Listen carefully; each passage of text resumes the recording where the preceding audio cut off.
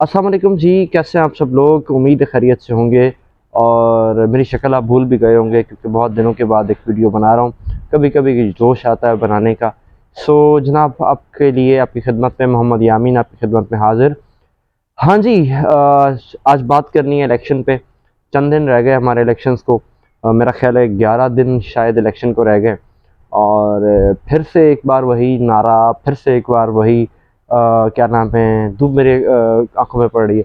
फिर से एक बार वही नारा, फिर से एक बार वही जलसा, फिर से एक बार वही तब्दीली के नारे, इनकलाब के नारे, खूबसूरती के नारे, मुल्क के अंदर चेंज होने के नारे। वही पुराने चेहरे, वही पुराने लोग, वही पुरानी बातें, मगर आपको फिर से वोट डालना है। आप भी उन नारों के अंदर साथ होंगे, झंडे लेकर जलसों में शरीक हो रहे होंगे और नारेबाजी भी कर रहे होंगे। आप ही लोग होंगे, ऑफ कोर्स लीडर्स तो नहीं होंगे। आप ही लोग उनके साथ होंगे, आप ही लोग उनको वोट देंगे, आप ही लोग उन्हें वोट डालेंगे और आप ही लोग उन्हें जिताएंगे। लेकिन इलेक्शन से पहले कुछ बातें याद रखिएगा। सच बताएं कि अगर आप वाकई में इस मुल्क में तब्दीली चाहते हैं तो आज कुछ बातें मैं ऐसी आपको बताऊं, कुछ बातों में ऐसी भी नज़रसानी डालूं कि जो शायद आप ना सोचते हो। आप इस मुल्क में तब्दीली चाहते हैं, इलेक्शन के ज़रिए तब्दीली चाहते हैं। तो मैं एक बात आपसे पूछता हूँ, क्या वाकई आप इस मुल्क में तब्दीली चाहते हैं?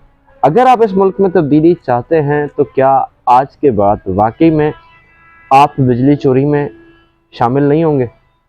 मैं सबको नहीं कह रहा, लेकिन मैं एक बात कर रहा हूँ कि आप बिजली चोरी में शामिल नहीं होंगे।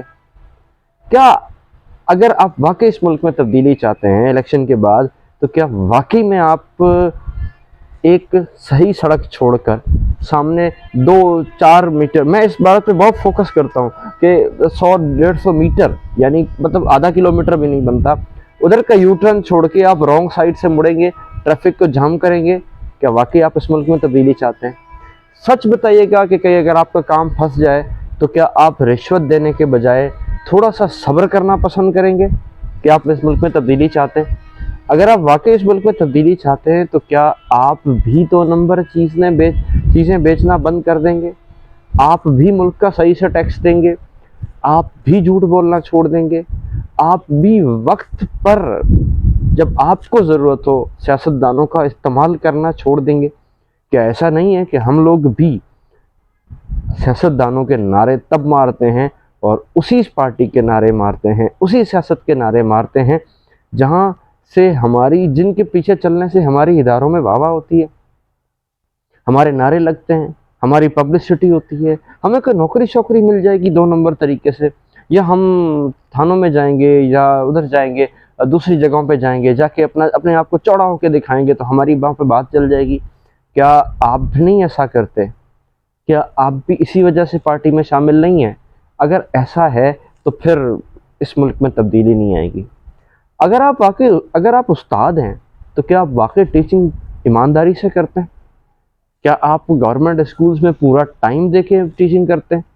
क्या आप नकल वाकई नहीं होने देते? क्या आप इस मुल्क में तब्दीली चाहते हैं? तो फिर इन बातों पे तो सोचना पड़ेगा कि अगर आप इदारे में से किसी बच्चे को नकल से पास करते तो फिर आप तो उस्ताद, आपका काम पूरा नहीं हुआ। आपका काम है उस्तादी करना, ठीक है? जिस काम मुल्क चलाना काम है, हम उससे उम्मीद लगाते हैं कि वो सही से मुल्क चलाए।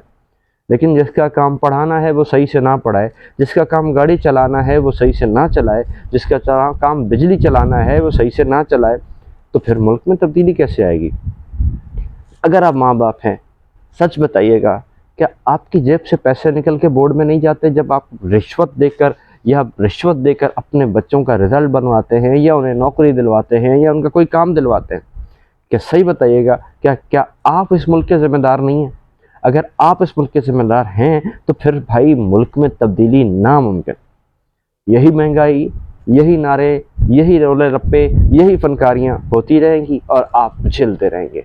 एक बात आप याद रखिएगा कि भाई तब्दीली आपको लानी पड़ेगी। आप सियासतदानों को गालियाँ देते हैं, बिल्कुल। मेरी कौम इस हद तक चले गई है कि वो फ्रस्ट्रेशन का शिकार हो गई है।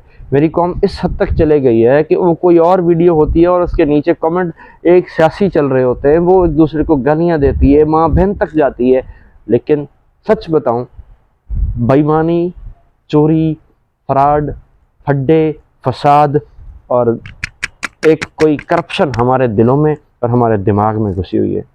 सर अगर आपने इसको चेंज नहीं किया ना, तो सच बता रहा हूँ, कोई नहीं, 8 फरवरी को फिर वैसा ही दिन, 8 फरवरी को फिर वैसा ही काम, 8 फरवरी को फिर वैसा ही इलेक्शन। आप क्या कर लोगे? कुछ नहीं कर सकते, क्योंकि आप तो खुद चोरी में शामिल हो, आप तो खुद बेईमानी में शामिल हो। तो फिर अगर आप सोच लें कि अगर आप तब्दीली चाहते हैं तो सर आपने इस मुल्क को बदलना पड़ेगा, आपको बदलना पड़ेगा। अगर आप कोई बिजनेसमैन हैं तो ठीक चीज़ें बेचें, दुकानदार हैं तो एक नंबर चीज़ बेचें। अगर आप बिजली के चलाने वाले हैं, अपने मुलाजिम हैं, तो सही काम करें। और अगर आप बिजली ख़रीदते हैं, यानी मेरे घर में वापडा लगा हुआ है, तो बेईमानी ना करें, ना चलाएं, फाका काट के देखें, हिम्मत करें, फिर पता लगे ना। आप तो चोरी करते हैं, आप कहते हैं कि जनाब महंगाई हो गई, अब तो हम चोरी करेंगे। क्यों चोरी करेंगे? महंगाई हो गई तो झगड़ें, बात खोलें, लड़ें, ठीक है। आप कहते हैं कि जी फलां लीडर सही था, फलां लीडर पता नहीं कौन, हर लीडर ही सही है, आपके लिए भी मेरे लिए भी हर लीडर ही सही है। क्यों? क्योंकि भाई हम शामिल हैं।